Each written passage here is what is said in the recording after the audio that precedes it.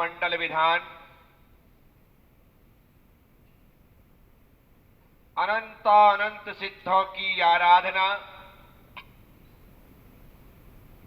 सिर्फ अपने अनंत कर्मों को काट कर अनंत गुणों की प्राप्ति की भावना से संसार में परिभ्रमण करते हुए इस जीव को अनंत काल व्यतीत हो गया और अनंत काल से जिस संसार में भ्रमण कर रहे हैं, यदि हमें अनंतानंत सिद्धों के समूह में शामिल होना है तो हमें अनंत गुण से संयुक्त उन अनंत सिद्धों की आराधना अपनी अनंतानुबंधी कसाई की संयोजना करते हुए उसका क्षय करते हुए करनी होगी। तब जाकर के हम अनंत गुणों से संपन्न अनंत सिद्धों के समूह में शामिल हो सकेंगे। खुश नसीब हैं हम कि हमें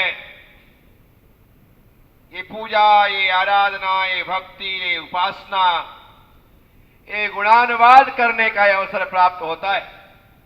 अर्थात संसार की यापा-धापी में यह जीव इतना उलझा रहता है, इतना उलझा रहता है, इतना उलझा रहता है, उसमें ही हमारा बहुमूल्य समय नष्ट होता चला जाता है। जब जिस जीव को तीव्र पुण्य उदय में आता है तब उसका समय भगवान की भक्ति में व्यतीत होता है। पाप का उदय आते ही व्यक्ति भक्ति छोड़ करके विषयों से युक्त हो जाएगा, बाहर निकल जाएगा। लेकिन जब पुण्य का उदय होता है तभी तक हम यहां रहेंगे, उसके बाद बाहर हो जाएंगे। अब आप कहोगे महाराज जी बाहर तो जाना ही पड़ेगा। हाँ, जाना पड़ेगा, मुझे भी जाना है। बाहर जाना, भीतर आना, भीतर आना, बाहर जाना, ये क्रम जारी है और ये चलता रहे।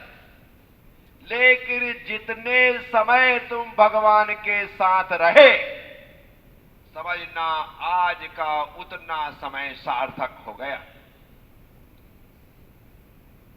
ये नसीब में थोड़ी होता है, लेकिन जिसके नसीब में होता है वो भगवान के करीब होता है।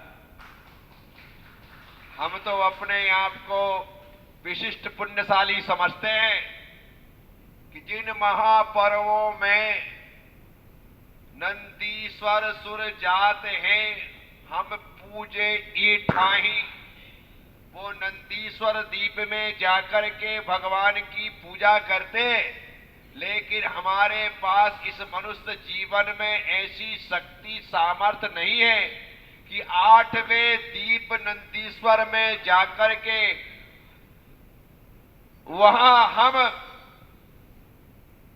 भगवान जिनेंद्र की पूजा कर सके।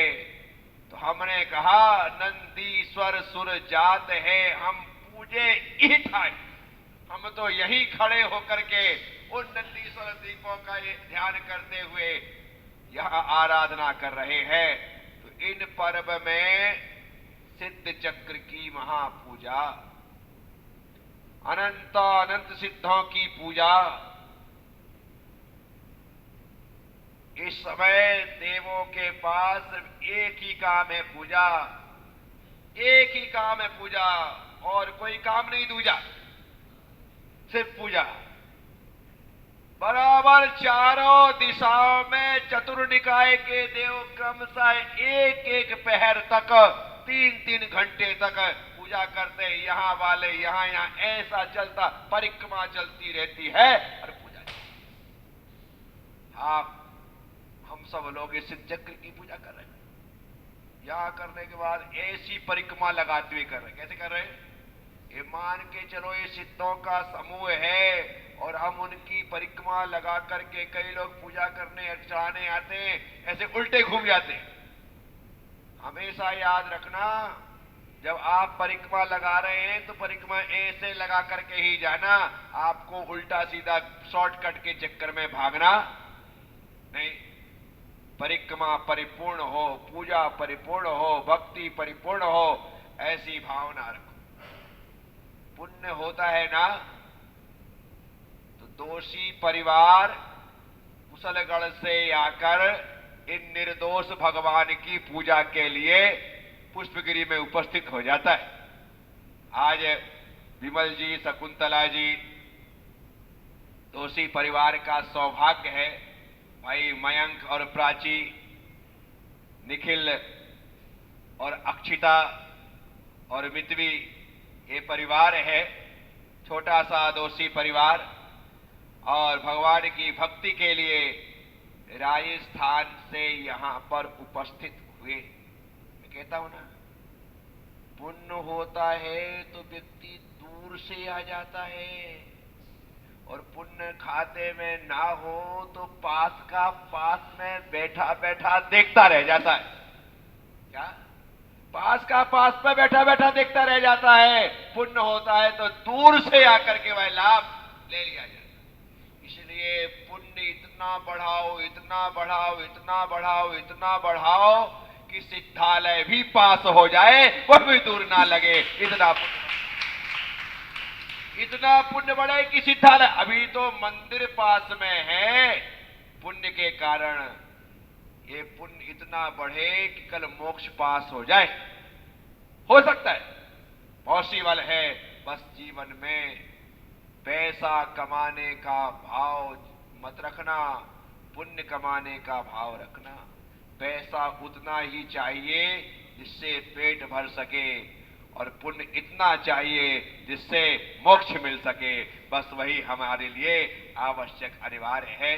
तो मैं आज विमल चंद जी, हेमलता जी, दोषी परिवार को अपना मंगलमय आशीर्वाद प्रदान करता हूं कि आप इसी प्रकार से प्रभु भक्ति में लीन रहें, तल्लीन रहें, आपके पुण्य में वृद्धि होती रहे, और यही पुण्य फला अरिहंता होकर के आपको अरिहंत की अवस्था और अरिहंत की अवस्था से सिद्ध की अवस्था प्रदान करे। बोलिए अनंत प्रवेष्टि भगवान की।